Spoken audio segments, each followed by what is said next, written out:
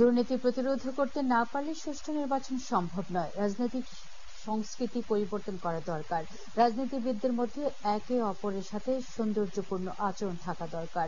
রাজধানীর সিরজাপ মিলনায়তনে এক গোলটেবিল বৈঠকে বিভিন্ন রাজনৈতিক দলের নেতা, বিশিষ্ট ব্যক্তি ও বিশেষজ্ঞরা এমন মন্তব্য করেন।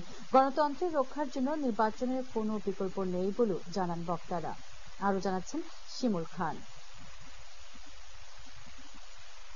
সকালে রাজধানীর সিরজাপ মিলনায়তনে গণতান্ত্রিক পুনর্গঠনের জন্য সংলাপ, নিরাপত্তা, দুর্নীতি ও জ্বালানি নিয়ে রাজনৈতিক ব্যক্তি ও বিশিষ্টজনদের নিয়ে আলোচনা সভা অনুষ্ঠিত হয়।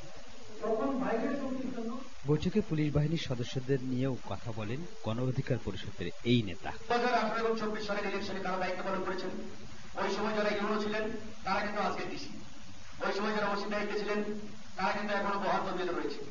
এখন আপনি পূর্বের সেটআপকে জারি রেখে আগামী জাতীয় নির্বাচনের কল্পনা করবেন, চিন্তা করবেন, এটা কিন্তু সম্ভব। দুদক একটি দাঁতহীন প্রতিষ্ঠান। দুদক নামে মাত্র দুর্নীতির অনুসন্ধান করে। মূলত এরাই দুর্নীতিকে আশ্রয় এবং প্রশ্রয় দেয়। পেশকারকে দেওয়ার জন্য, পিয়নদেরকে দেওয়ার জন্য, ঘাটে ঘাটে টাকা দেওয়ার জন্য। এটা কিন্তু এখন আর দুর্নীতির পর্যায়ে নাই, এটা একটা অধিকারের পর্যায়ে পৌঁছে গেছে। বিদ্যুৎ ও জ্বালানি খাতের দুর্নীতি নিয়ে কথা বলেন উপদেষ্টা। তিনি বলেন, আগামী সরকার আসলে বুঝতে পারবে যে দুর্নীতির কাঠামো ভেঙে দেওয়া হয়েছে।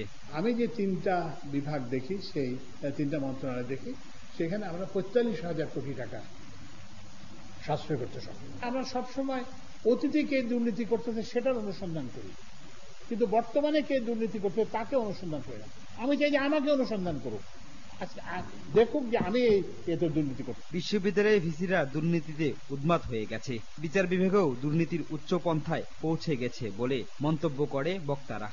সমস্ত বিশ্ববিদ্যালয়ের ভিসিগুলো কিভাবে দুর্নীতি করেছে, এবং দুর্নীতি করেছে তারা করেছে, শিক্ষকরা করেছে, এবং ছাত্রদেরকে দুর্নীতির মধ্যে জড়িয়ে দিয়েছে। আগামী ফেব্রুয়ারিতে অবাধ, সুষ্ঠু ও নিরপেক্ষ নির্বাচন করতে সব রাজনৈতিক দল একমত পোষণ করে। নিজের মন্তব্য তুলে ধরেন বিএনপি স্থায়ী কমিটির সদস্য ডক্টর আব্দুল মঈন খান।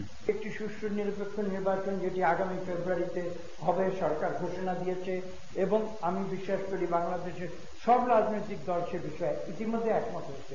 আমাদের নির্বাচনী অঙ্গনকে পরিচ্ছন্ন করতে হবে, আমাদের রাজনৈতিক অঙ্গনকে পরিচ্ছন্ন করতে হবে, একই সাথে আমাদের টাকার খেলা বন্ধ করতে হবে। এ সময় আগামী নির্বাচনে জয়ীদের পররাষ্ট্র নীতির ব্যাপারে জোর দেওয়ার দাবি জানান বক্তারা।